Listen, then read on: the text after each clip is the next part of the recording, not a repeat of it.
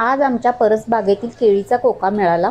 केळफुलाची आपण आज भाजी करूया। पूर्वी घरोघरी बनवली जाणारी पण आज काहीशी विस्मृतीत गेलेली चविष्ट पौष्टिक केळफुलांची भाजी। भाजी कडू होणार नाही यासाठी काय करावे, खूप साऱ्या टिप्ससह आपण भाजी करूया। हा केळीचा कोका घेतला, त्याचं वरचं पान आहे ते काढून घ्यायचं। त्याच्या आतमध्ये ही अशी केळफुले असतात। ही केळफुले आहेत ती तोडून घ्यायची। आता ही बाजूला केळफुले आहेत मी थोडी साफ करून ठेवलेले आहेत। कसे साफ करायचे ते मी तुम्हाला दाखवते। केळ फुलांमध्ये 5 ते 6 छोटे देठ असतात आणि एक मोठा देठ असतो। हा मोठा देठ आहे तो मोडून बघितला तरी तुम्हाला समजेल की हा शिजायला जड आहे, कठीण आहे आणि चवीला पण कडू आहे। हा आपण घ्यायचा नाहीये, काढून टाकायचा।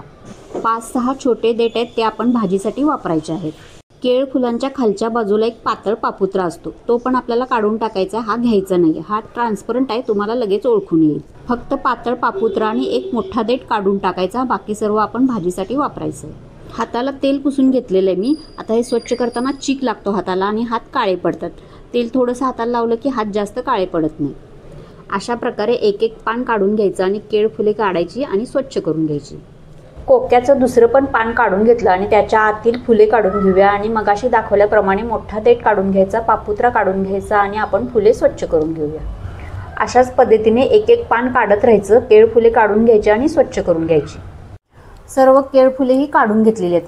आता केळ फुले काढायला थोडासा वेळ लागतो। तुम्ही मदतीला घरातील मंडळींना घेतलं तर हे काम पटपट होईल। दोघा तिघांनी काढलं तर पटकन अर्ध्या तासामध्ये होऊन जाईल। आता थोडेसे कष्ट लागतात ह्या भाजीला, पण चवीला एकदम चांगली लागते, आरोग्यवर्धक आहे। तर आपण ही कापून घेऊया। आता ह्याच्यामध्ये लोह भरपूर प्रमाणात आहे, त्यामुळे थोडीशी ही काळसर पडते, हवेमुळे थोडीशी ही काळी पडते। तर आपण ही आता कट करून घेऊया। आता ही 15-20 फुले अशी एकत्र पकडून घ्यायची आणि याला चाकूने कट करायचं अशा पद्धतीने। हाताला थोडंसं तेल लावून घेतलेलं आहे म्हणजे हात काळे नाही पडत। त्याला एक थोडासा चीक असा असतो, त्याच्यामुळे हात हे काळे पडतात आपले। तेल लावून घेतलं की इतके नाही काळे पडत जास्त। आता हे कट करून घेऊया। कोक्याची आपण पाने काढली मगाशी, त्याच्यामध्ये एक पांढरट भाग असतो, तो सुद्धा काही जण कट करून घेतात। मी फक्त केळ फुले घेतलेली आहेत। तो पांढरट भाग घेतला तर काही वेळा भाजी कडू पण होऊ शकते। हे अशा पद्धतीने कट करून घ्यायचं आणि कट केल्यानंतर आपण ही लगेचच पाण्यामध्ये टाकूया, म्हणजे अजून काळी नाही पडणार ही फुले। थोडी थोडी फुले कट करून घ्यायची आणि पाण्यामध्ये टाकून ठेवायची। सर्व केळीची फुले कापून घेतली आणि पाण्यामध्ये टाकून ठेवली होती। आता आपण ह्याला एका उकळीमधून काढून घ्यायचं आहे। थोडंसं मीठ टाकूया आणि पाण्याला उकळी आली की गॅस बंद करायचं आणि भाजी निथळून घ्यायची चाळणीवर। पाण्याला एक उकळी आली, लगेच गॅस बंद केलेला आहे। आता ही चाळणीवर काढून घेऊया। खूप जास्त पण उकळायची नाही, चव त्याची कमी होते। भाजी निथळून घेतल्याने हलकीशी पिळून घेतलेली आहे, खूप जास्त घट्ट नाही पिळायचं। थोडंसं मॉइश्चर असलं तरी पण चालेल भाजीला। 2 मध्यम आकाराचे कांदे बारीक कापून घेतलेले, मिरची घेतलेली आहे, आलं अगदी छोटं घ्यायचं, अर्धा इंचाचं आलं घेतलेलं आहे, लसूण जास्त घ्यायचं आहे, 10 ते 15 पाकळ्या घ्यायच्या आहेत। 4 चमचे तेल घेतलेले आहे, तेल थोडंसं भाजीला जास्त वापरायचं। मोहरी टाकूया अर्धा चमचा, जिरे अर्धा चमचा, मिरची टाकूया। मिरची आणि तिखट आपण दोन्ही पण वापरणार आहोत, तुमच्या आवडीनुसार तिखट ठेवा। आलं बारीक चेचून घेतलेलं आहे, लसूण परतून घेऊया व्यवस्थित। लसूणचा रंग बदललेला आहे, थोडासा गुलाबी झालेला आहे लसूण।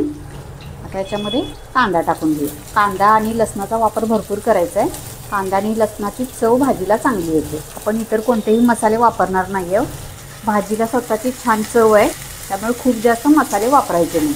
कांदा पण गुलाबी रंगावर परतून घेऊया।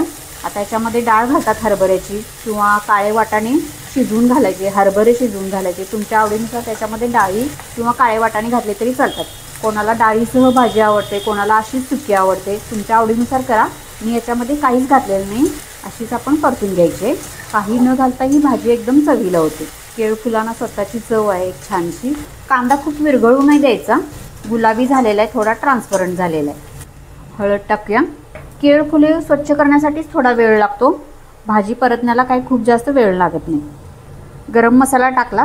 केळ फुले स्वच्छ करण्यासाठीच थोडेसे कष्ट पडतात, बाकीची भाजी काय सोपी आहे। हिंग टाकूया, तिखट 1 चमचा, मीठ टाकूया चवीनुसार, थोडंसं परतून घेऊया। या भाज्या सारख्या मिळत नाहीत किंवा आपण सारख्या करत पण नाही, थोडेसे कष्ट पडले तर तुम्ही या भाज्या नक्की करा। तुमच्याकडे कोका असेल तर केळीचा, वर्षातून 1दा-2दा ही भाजी खावी, म्हणजे पोट पण साफ होतं आणि आरोग्यवर्धक पण आहे ही भाजी। आता आपण केळ फुले टाकून घेऊया, परतून घेऊया भाजी। तेलावर व्यवस्थित परतून घ्यायची। एका उकळीतून भाजी काढायची, म्हणजे तुरटपणा थोडासा कमी होतो। ह्या भाजीला थोडासा तुरटपणा असतो किंचितचा, उकळीतून काढला की तो पण कमी होतो. गॅस मोठा केला आणि भाजी तेलावर व्यवस्थित परतून घेतली. 1-2 मिनिट परतून घ्यायची. तेलाचा थोडासा चटका भाजीला बसला की भाजी चवीला चांगली लागते. भाजी छान परतली गेलेली आहे. भाजीला थोडं मॉइश्चर आहे, थोडासा पाण्याचा हपका मारून घेऊया. आपण डाळ घातलेली नाही आहे, त्यामुळे काय भाजी शिजण्यासाठी जास्त वेळ लागणार नाही आहे. आणि तुम्ही डाळ घालणार असला तरी पण डाळ व्यवस्थित भिजवून घ्यायची, म्हणजे भाजी शिजण्यासाठी जास्त वेळ लागत नाही. भाजी छान परतली गेली. झाकण ठेवूया आणि एक 3 ते 4 मिनिट वाफ आणायला देऊया, म्हणजे आपण तिखट मीठ घातलेलं आहे ते भाजीबरोबर व्यवस्थित शिजेल.